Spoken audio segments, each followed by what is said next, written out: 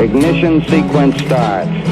6, 5, 4, 3, 2, 1, 0. Liftoff. We have a liftoff.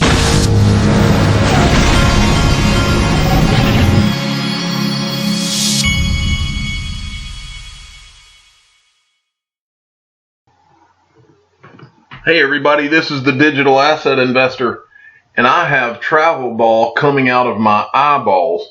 I have literally been doing travel ball until this minute. We've been dealing with the traveling and the baseball and everything that goes along with it.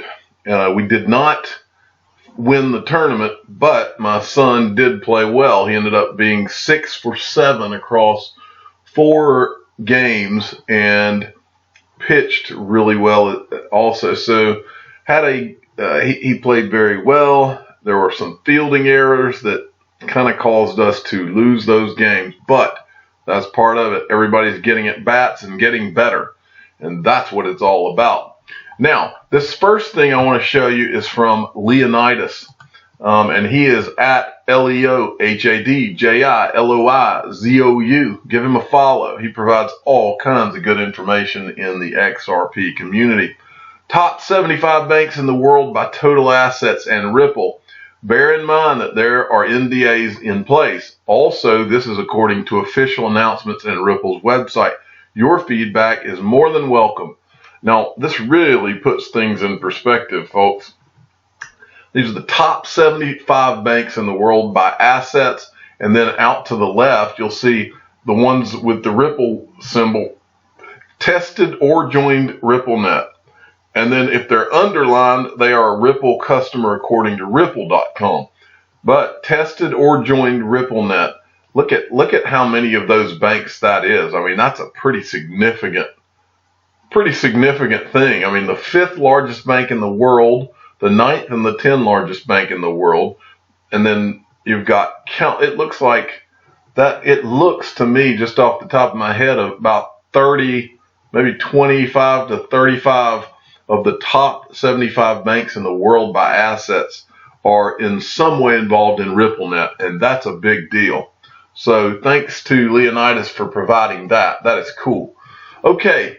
And then I got this. This was from the Rippening, and I think that he makes a very good point here.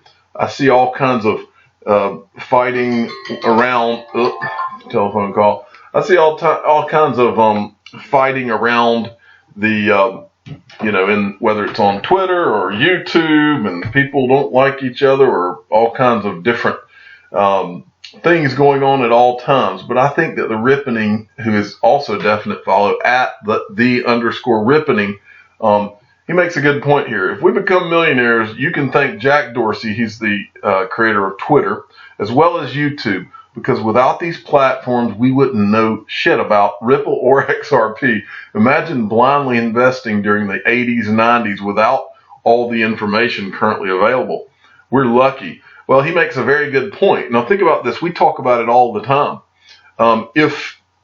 Because of the nature of digital assets, and because Wall Street and the media that is behind traditional Wall Street, they've been anti-crypto for the last 5 or 6 years. And so even inside of this year and in 2018, we've seen a lot of this type of thing. So in other words, if you didn't have some of these social media platforms, you would be getting either lies. All you would be exposed to in the media would be either lies or whatever they want you to think, instead of all sorts of opinions and people, and presenting these different opinions, and then smart people in these communities being able to decide for themselves after they get a whole large variety of information, whether it's from myself or from somebody on Twitter or from some other YouTuber or from multiple people. But the point is it is a great thing that we have all of these different people providing information.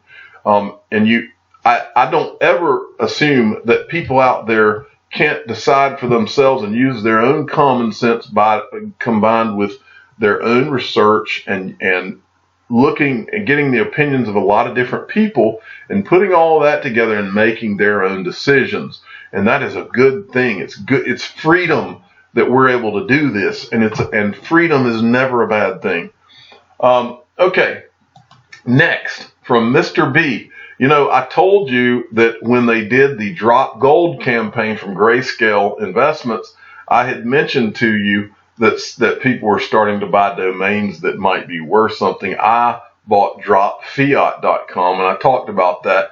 And then I'm drawing a blank on the guy's name, but I told you that he had bought a couple of them.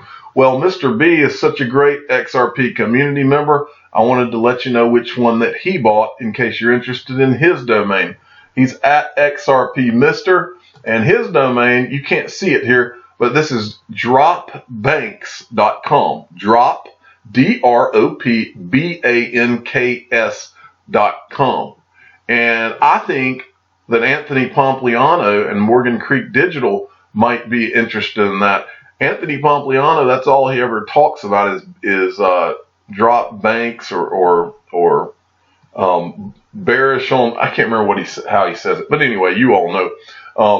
He says long Bitcoin, short banks. Now there's a .com for one of you that's listening to me out there. Shortbanks.com. That would be a good domain name. Okay. And next, this is from Chip-XRP Minute at Stephen Chip. He says, please go to Coil and set up an account. If you already have an account, please drop your Coil URL below and we can follow each other. Now, here's his coil.com/u/chip. Now, the reason I showed you this is because I've started to be sent Coil blogs that are coil.com/this. And so people are beginning to start blogs after they register for Coil. And I want to show you a couple of them. The first thing I wanted to show you having to do with this is this awesome thing right here. I received a message from InMotion XRP Travel at InMotion Travel is their Twitter feed. You need to follow them, and I'm about to show you why. They said that this person said that they had talked to Tiffany Hayden briefly about this and what they're trying to do and what they're interested in doing, folks. And all of you need to be interested in this. I love it. This is InMotion Travels, their blog on Coil. So coil.com, and he's Phil Bailey, and you can follow him. And I need to go and sign up and do all this myself. Imagine what the XRP community billboards could look like. He's created, I think this is his creation, he's created a design for XRP billboards. In this case, it says the new standard in payments. Does that say powered by Ripple or runs? I can't read that that right there. But anyway, they've got this awesome graphic of a cheetah with XRP. I think it looks cool. But this entire blog is about what we can do as the XRP community, how we can get together and fund the production and billboards around the world. I am totally in on this plan. We just need to make sure that there are some people involved in this who are known, who are backing this, that are legit, and so that nobody's getting ripped off in the situation, and everybody knows that it's above board. And so you should all go to, this is Phil Bailey. He's got a whole blog right up on it, and he's InMotion Travel, and it's got I think you can follow all these different Coil blogs. So go check it out. Now I want to make sure you understand. I'm not completely vouching for this. Don't send any of your money yet to anybody. I'm just telling you that this is a good idea. But I'm not going to completely endorse it until I know who all is involved. Okay, so don't send your money to anybody. Yeah, I just love the idea, and it's something that needs to be discussed. All right, from XRP James T at XRP James sent me this. This is Tiffany Hayden's blog, and it's xrpcommunity.blog. And it's an old blog entry, but I never saw it, and so I just wanted to pass it along to everybody. The Founders Agreement, Ripple XRP, and Stellar.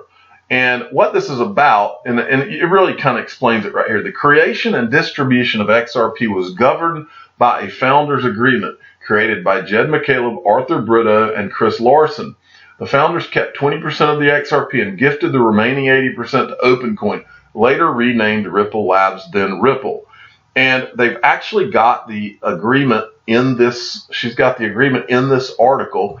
And I just thought that this, for those of you that have never understood or never knew how all of this happened, this is a good blog entry for you to go and get a good foundation of how Ripple did this and how it was all started and what the agreement was about. So it's worth going and looking at. It's called the Founders Agreement. You can go to xrpcommunity.blog/the-founders-agreement, and that's where it is. Okay, and next from at X Lighting the Way. This is another Coil blog right here that someone has done, and this is just to illustrate to you the new world that we are entering. Okay, imagine you're reading this person's blog, Dead V Lay. I'm not sure exactly how to say that, but anyway, imagine this is a person who went a photographic safari. This is a blog entry, and they went on a photographic safari. Let's see where it was. Namibia, I think that's how you say that. But they went on this safari and they took all of these photos. This is just a person who did a blog with photos on this. Now, think about this for a minute. Now, this person that's doing this blog, if the content is worthy of you scrolling through and looking at, or if it's something you're interested in, then you would be paying this person. The blog is monetized by Coil, and so fractional payments of XRP would be going to this content creator while you read the blog. That is going to change everything, folks. That's going to change everything. Really, really neat. And then also from XRP James T at XRP James sent this to me. Attention, all CoinX services will be down for the next 24 to 48 hours due to unanticipated system failure. Our engineering team is working to ensure speedy recovery of the platform. We will keep publishing updates and regret the inconvenience caused. My question to you listening to me now is, if you had your digital assets on CoinX, are they yours right now, or are they CoinX's digital assets right now because you can't get to them? What if this is a big breach? Are they your digital assets tomorrow, or does CoinX say, oh, well, there was a hack and we're going to have to shut down. You'll have to speak to our lawyers. Are those digital assets yours, or are they CoinX's? I'm the digital asset investor, and you need to get your digital assets offline. I'm not an investment advisor. This is for entertainment purposes only. Please subscribe and hit the like button and tell your friends and family that if your digital assets are on an exchange, they are not your digital assets. Thank you for listening.